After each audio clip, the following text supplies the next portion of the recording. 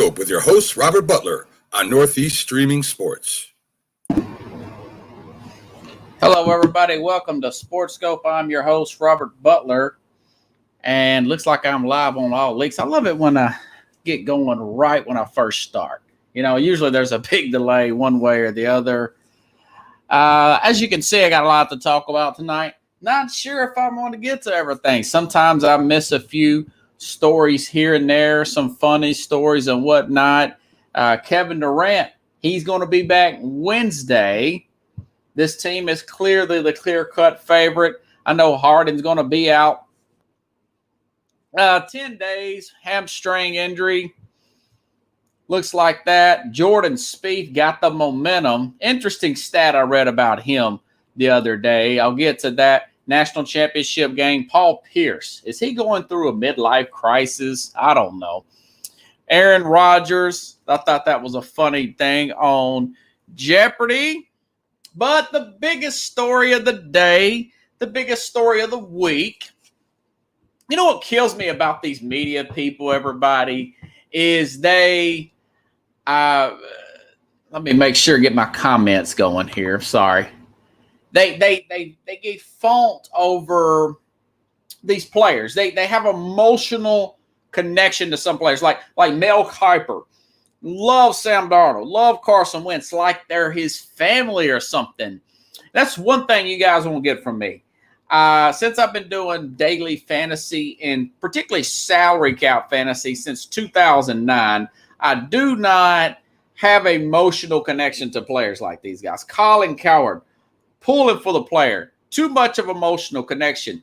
These guys know they shouldn't trade Sam Darnold. And then the other reports are saying, listen, these reporters out here, the Adam Schefter, those guys like that, and Rappaport, what the talk around the league is that if you get a quarterback that's somewhat competent on a rookie contract, you can win a Super Bowl around him. I keep pounding that home with you guys, you know? And that's the difference between my show and those shows is because I don't have that emotional connection. I know what the average salary of a normal person is in this country. I understand these are young people, and it's hard pressure to handle, you know? But it's one of those things where these guys are so well compensated that they can move around from city to city being traded. They can have everything paid for, renters, moving truck, very nice condo, house to rent, house to own if you want to.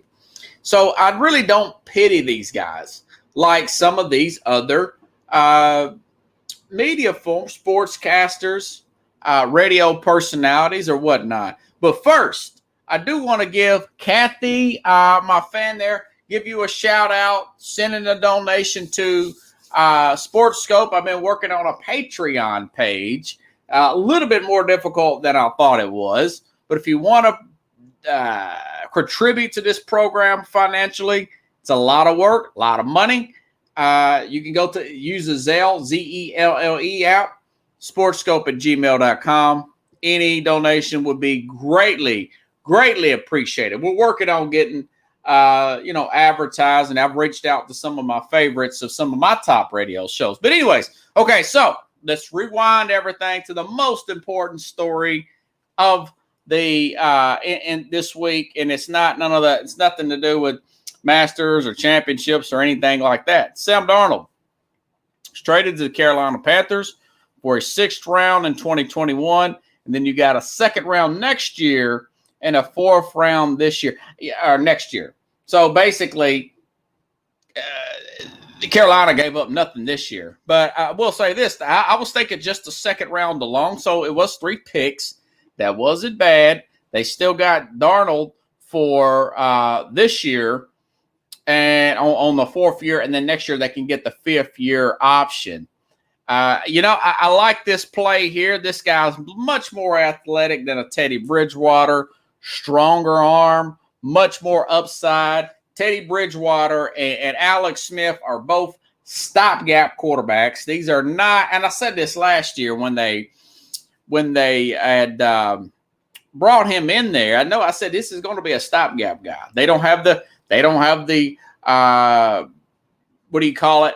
The draft capital last year. They didn't have the capital. There was no other players available. So it's going to be what this really does is it opens up the quarterback market for everybody else. This is huge for New England fans. This is huge for Denver. Okay. And how does this carousel work? Okay, well, let's go through it real quick. Let's go through the mock draft. Okay. Trevor Lawrence and Zach Wilson seem like they're inedible. I remember there was still even Corey Davis, newly acquired wide receiver for the Jets, said, well, I think I'm going to be working with working with Sam Darnold. That's my understanding. Oh, by the way, everybody, let me make this announcement.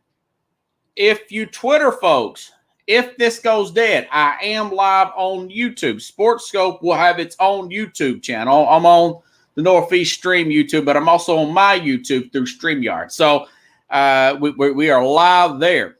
But anywho, and I want to thank Kathy for contributing to the program again. Thank you very much. That was very much appreciated. But going back here, okay, so now you've got Darnold.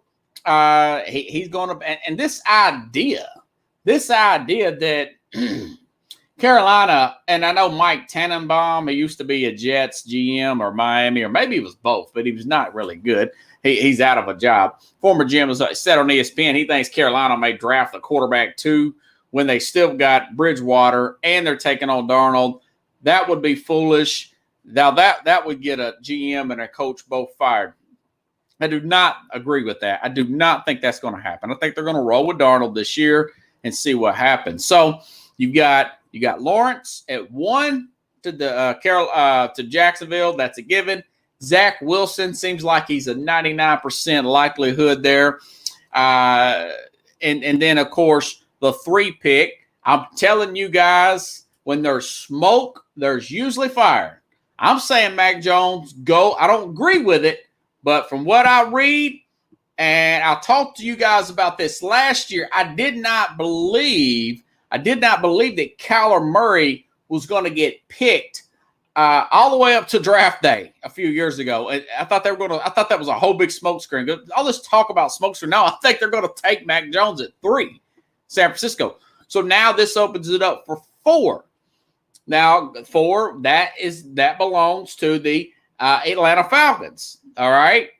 There's a lot of talk today that the Falcons would be interested in trading down. They're getting multiple calls. That's the new big valuable pick. So that takes out the notion that they're going to draft the quarterback at 4. A lot of the mock drafts that I'm seeing are saying that they're going to take Kyle Pitts.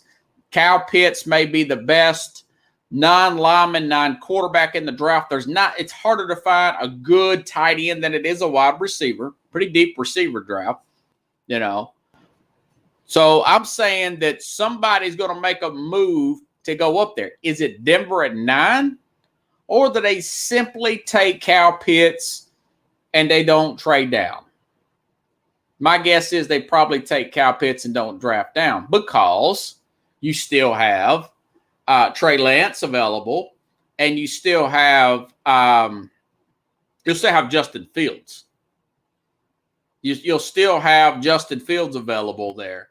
Justin Fields, with that report last week, I'm going to stand by this. And if they take Fields at 3, guys, I always come in here and own up when I'm wrong, and I may have made a mistake.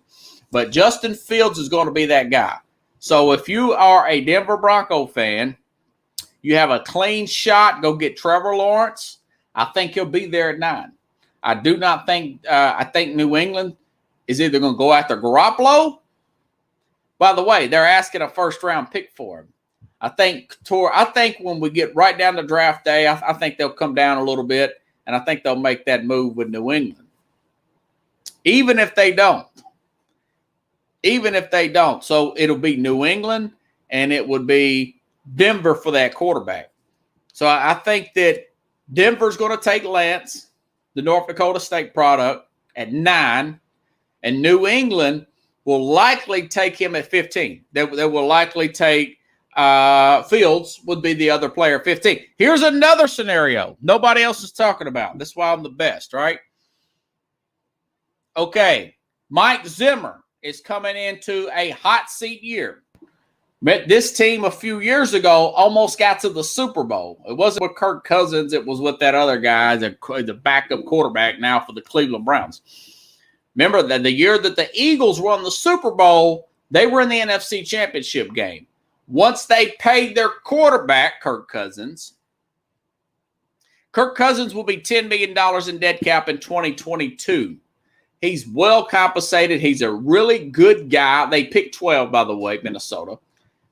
Really good guy, well compensated, made well over $100 million. He will know the situation. Do you keep Kirk Cousins? If I'm Mike Zimmer and Chris Spielman, and Fields at 12 falls in our lap. Remember, Ben Roethlisberger was drafted, 11, 12? Ben Roethlisberger was drafted. So Justin Fields, who has got this work ethic issue thing hovering over his head, I think he falls past. He's the last big quarterback to drop. He's going to be number 5, in my opinion, as of now, not unless something happens. So I think that Minnesota, they'll still have Cousins this year. But if you're the owner and you see Fields there and they don't make the playoffs, you say, well, we got one more year here. Let's try to go ahead and let Cousins go, and we could build this team back up with Justin Fields. We could build this team back up with Justin Fields on his rookie contract, like the Jets want to do with Zach Wilson, like obviously Trevor Lawrence there, Mac Jones with San Francisco. But I will say this, going back to San Francisco, there's still that indication that maybe they just simply keep Garoppolo. He comes in fully motivated, focused like a laser beam, like Aaron Rodgers did, and they get him back to the Super Bowl, and then they let him go next year, take in Mac Jones, keep all your big play, because now you're coming up on, in 2022, you're coming up on Joey Bosa or Nick Bosa. You're coming up on a lot of those really good players you had before, and you're still being able to pay a Trent Williams. But so basically that move right there, it opened up everybody. Other potential, other potential teams would be Chicago and Washington. I don't think Fields falls that far. But, I mean, it could happen. We saw what happened to Aaron Rodgers, 16 years ago now. Time flies. He fell all the way down the 20s, and we thought he was going to be the number 1 overall pick. I think that guy is Fields. If he falls to a Denver at 9, he has the extra motivation. Vic Fangio is very desperate. They've got to run the game. They've got a good set of skilled players there. You got a good tight end. You got the running game there. Jerry Jeudy, Sutton. Who's that? Sutton. Really good receiving core there. Now, of course, you are competing with a really good division there. Now, as far as Carolina, with DJ Moore, Robbie Anderson, remember he used to play with Sam Darnold and with the New York Jets. And, of course, you've got the running back. I wouldn't have paid him all that money, but you still have, what is this guy's name? The overpaid guy that's a great fantasy player that doesn't get too much else done, Christian McCaffrey. This team needs defense. Now, I'll say this. I wouldn't trade down if I'm Carolina. You still got that 8 pick. If you can't get one of those tackles, whether it be Slater or Sewell, I would go after. I'm not sure about their cornerbacks. I would take that Pearson's guy out of Penn State. So it's a lot to look at. I tell you guys, I'm looking forward to this particular draft like nobody's business. I tell you, this is one of the most exciting drafts probably since when Josh Allen and Baker Mayfield three years ago. Yeah, 2018 draft. This was the most exciting for me probably in 3 years. Maybe more exciting because we're going to be doing helping out with Mac and Jack on their draft show special there. But anywho, in other news, Deshaun Watson. Okay, now these women have came public.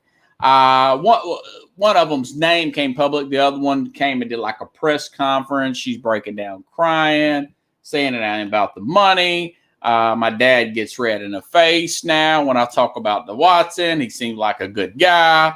Blah blah blah. Now, so this rules out anything.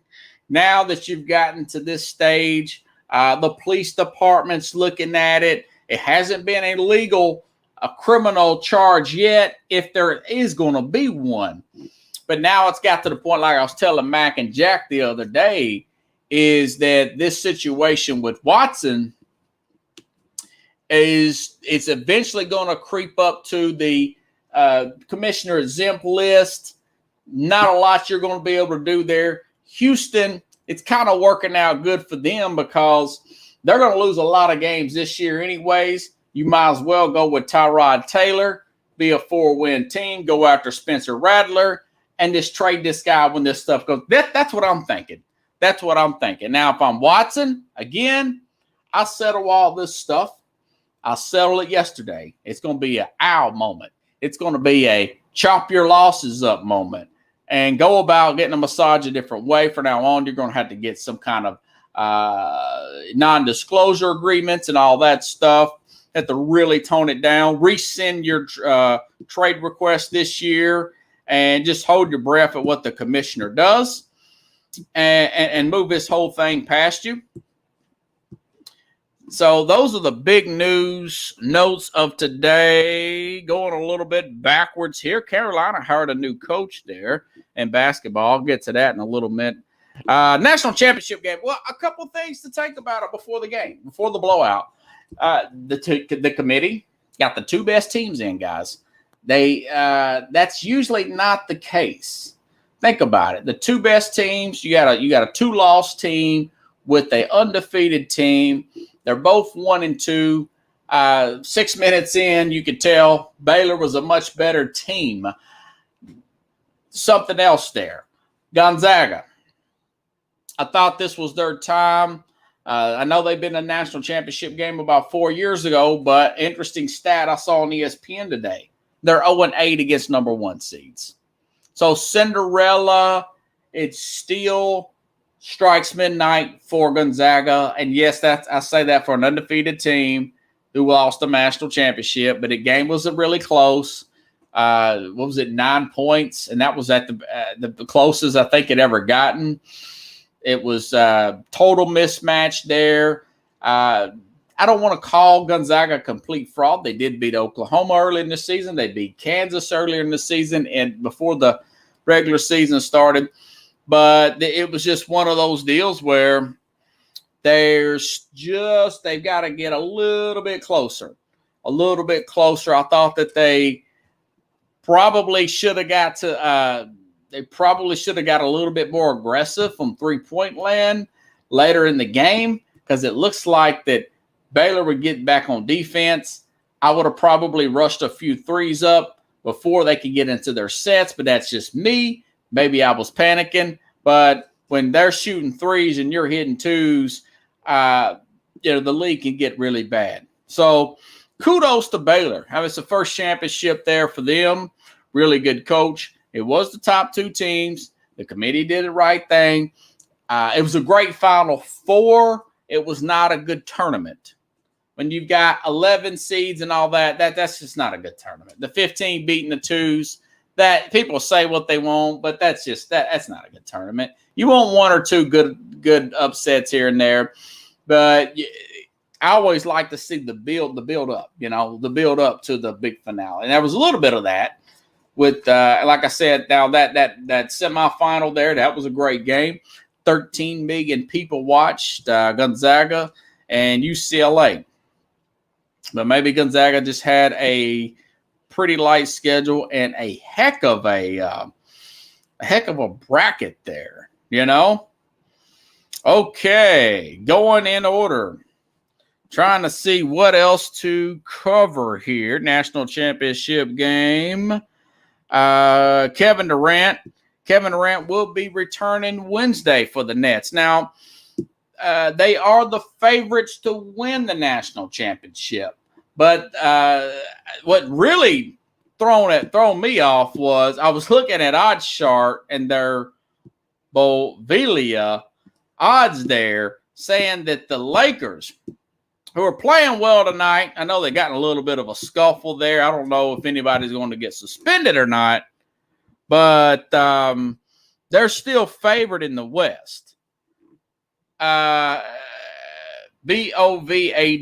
according to their odds. This is through OddsShark. Lakers are 170 to win the West, followed by the Clippers plus 250, Jazz 450, the Nets or the Nuggets 650, and the Suns 1300. I don't see it with this Laker team, but I tell you what, that is a good bet right there. I would take. I would look at Utah there and the Nuggets. I think those are good bargains here. 450 for 100. 650 from the Nuggets there with this Laker team.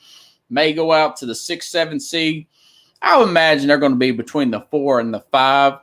But, I still say this Nets team, people were really concerned about Durant. Looks like he's going to come back Wednesday. I don't really have any issue with Harden. I don't think that's going to be an issue there. Plus, Durant, he wants to get back to playing basketball again instead of cursing out celebrities on their DMs with that moron. Oh God, I can't remember his name now. You guys know what I'm talking about here. All right.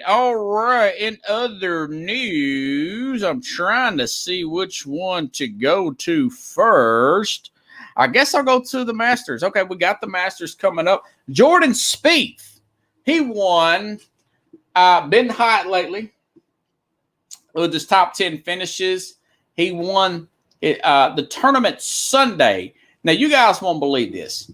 Jordan Spieth, 4 years ago, I was saying this guy, it kills me when people say the next Tiger this, next Tiger. And it kills me too. But I thought this guy could be consistent. He's not going to be air quote Tiger Woods good, but he's going to be consistent. And that's the first Sunday was his first win, Jordan Spieth. It's in 4 years. First win in 4 years.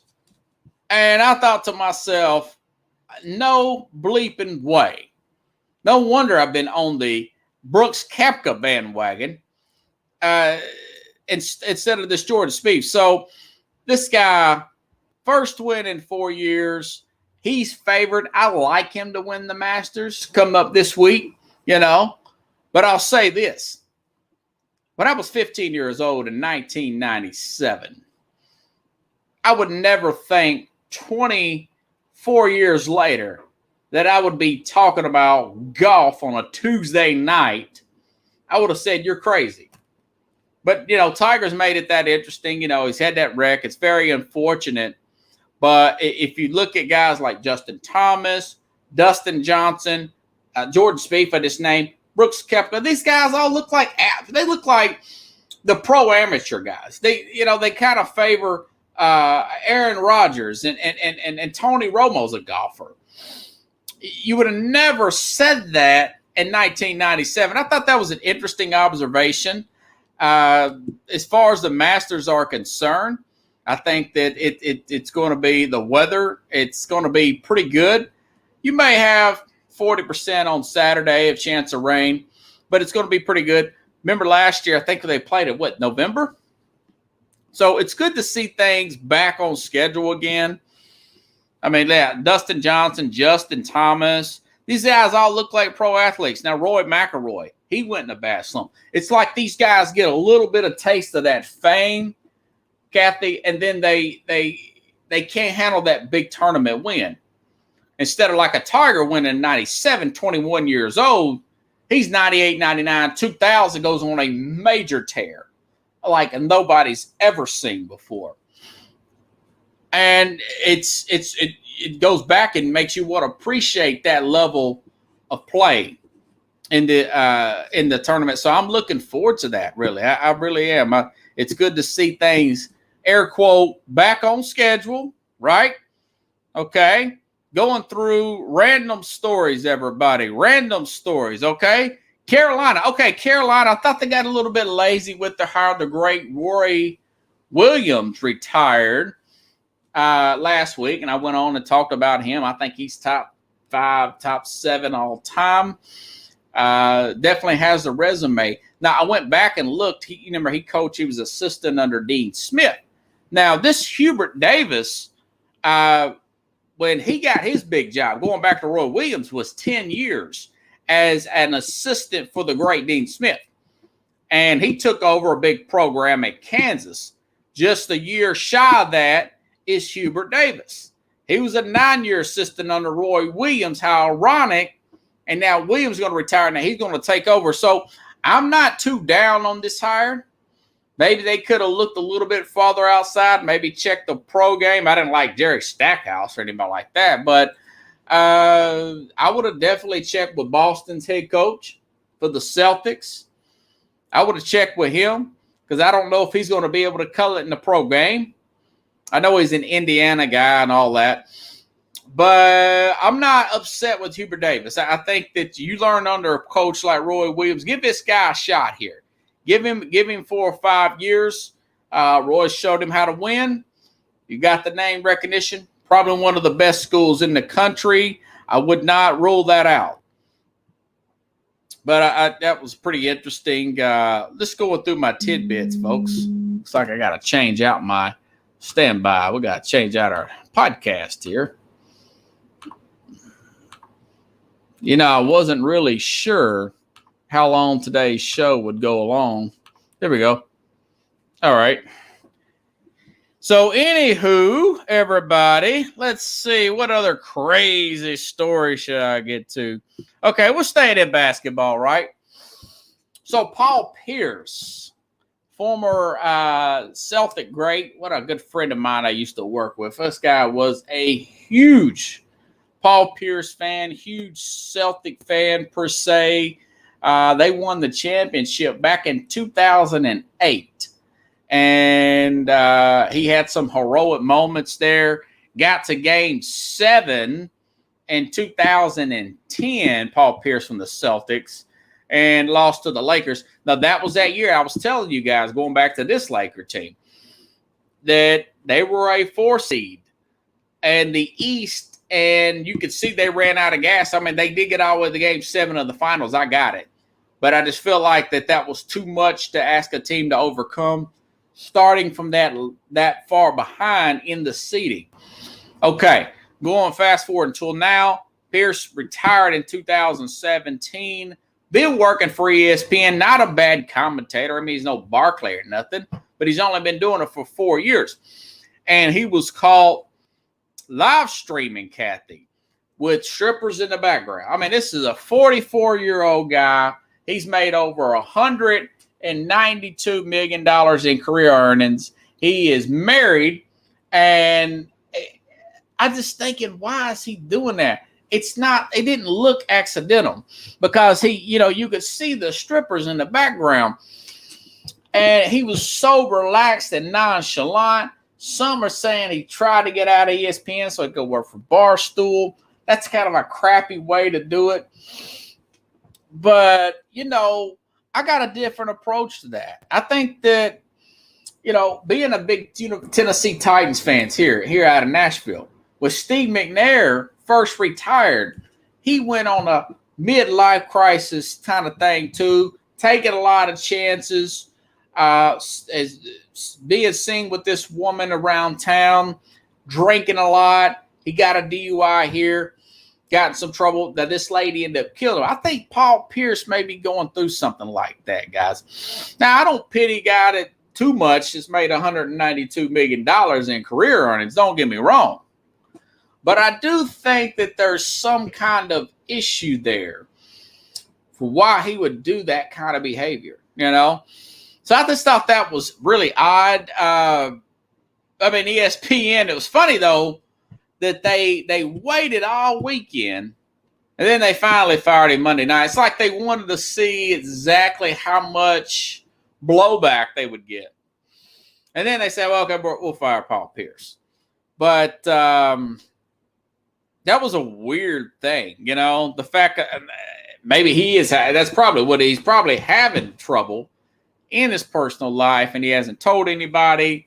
It's between that and probably like I said, it's got that. A lot of these guys, when they get done playing these pro sports shield, they have voids in their life. And I talked about this with Vincent Jackson, who was found dead in a hotel room, former NFL player for the Tampa Bay Bucks.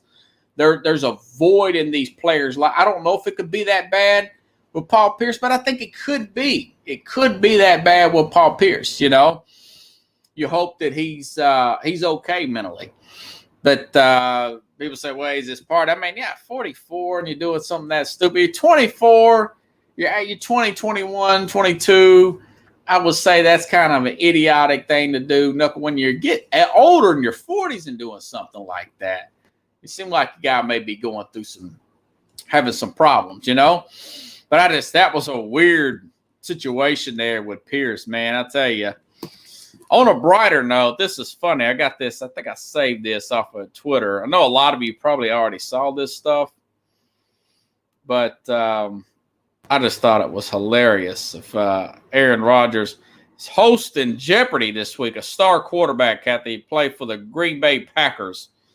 Very good player to watch here. One of my favorite all times. And he's hosting Jeopardy. If I can find this video. Listen to this. This is really funny. This is in Final Jeopardy. Did you come up with the correct response? Who wanted to kick that field goal?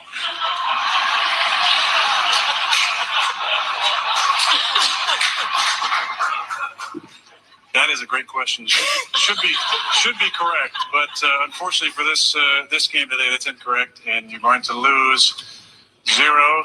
Scott.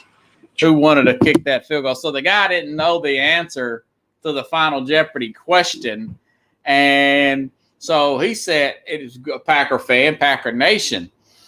The relevance behind that obviously is the NFC Championship game, and you're down by 8. You're on the 5-yard line. It's 2 minutes and something to go. The quarterback on the other side, Kathy, is an all-time great. He's won 6 Super Bowls at that point. You're at home, and he was hosting Jeopardy.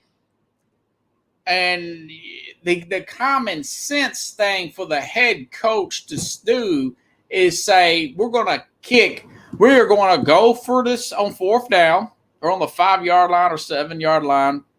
And we're going to try to get that extra 2 points to get the 8 points to tie the game up potentially overtime. So instead of doing all that with one of the greatest quarterbacks of all time, Aaron Rodgers, the guy hosting Jeopardy, this idiotic coach, young guy, a little bit older than me, decides to kick the field goal. And that's what the guy came back at. That's how big and controversial. This play will always be remembered. So he kicked the field goal. They do a regular kick back to Tampa. Tom Brady, another legend, the legend, the greatest of all time, gets the first down. They go to the Super Bowl and win the Super Bowl. So the guy said he didn't know the answer to the question. So he said, who decided to kick that field goal? Now, Rodgers handled that pretty good. He just said, well, good question, but I wasn't answered the question to this answer. But what he could have said, if he wanted to be really smart, nobody else brought this up, is those responsibilities are left up to the head coach. But that is the wrong question to this answer. Now, that would have been a big talk of the town on a talk of the nation on Aaron Rodgers. Of course, he didn't. He played the high road.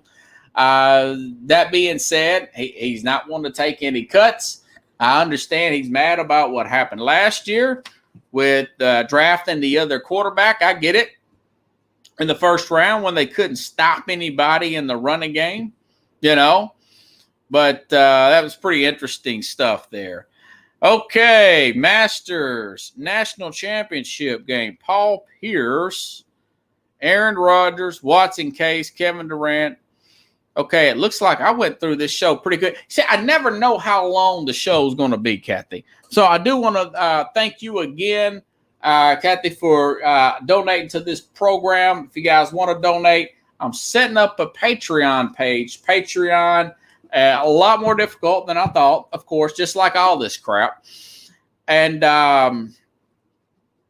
we'll try to get that on by next week.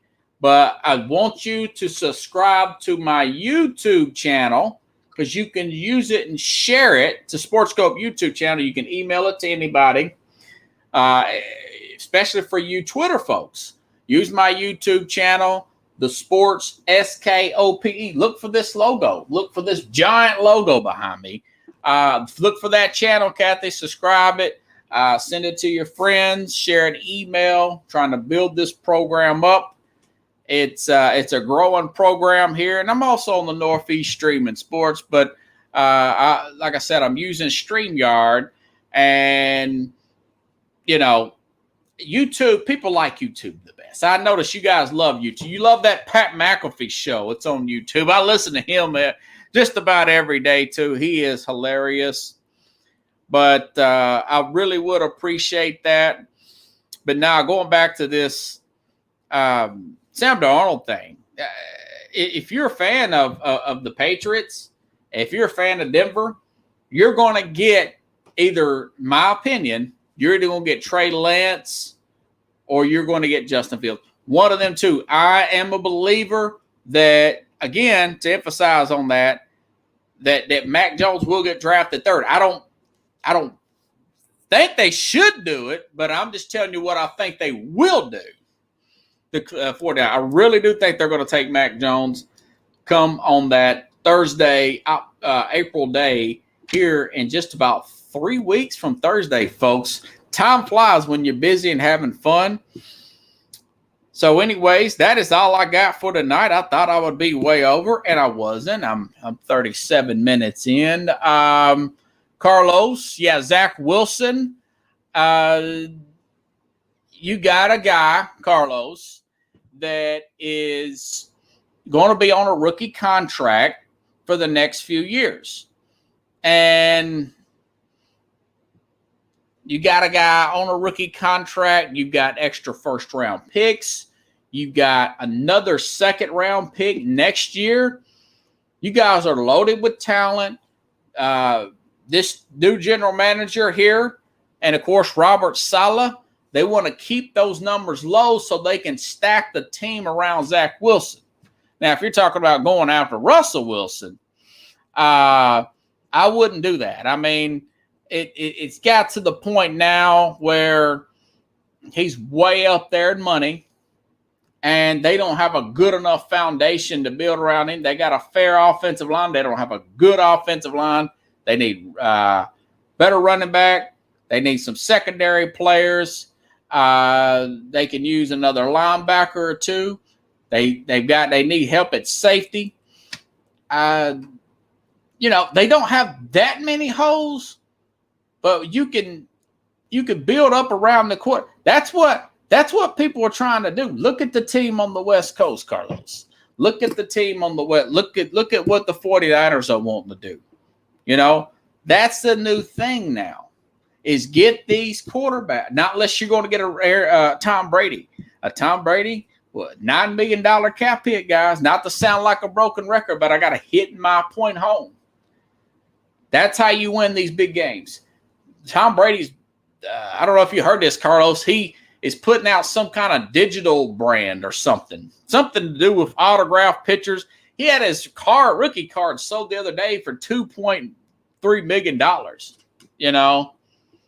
And he's got all that money because his profile keeps going up higher and higher and higher because he's getting more and more marketing.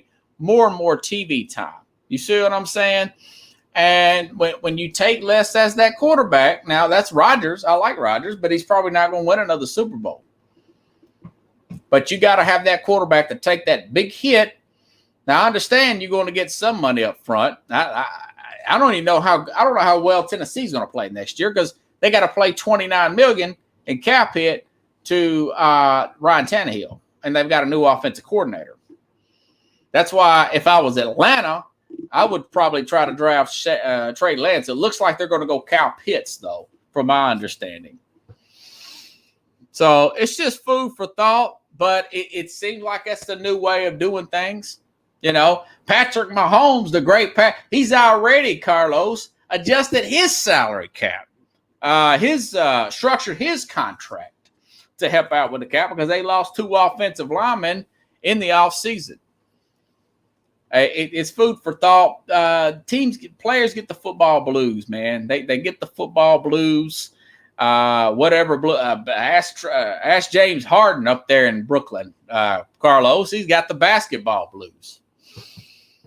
And the Jets, I just disagree. I think they should roll the dice with Zach Wilson. They got a boatload of picks, and they have we don't know what kind of coach they got. We really don't.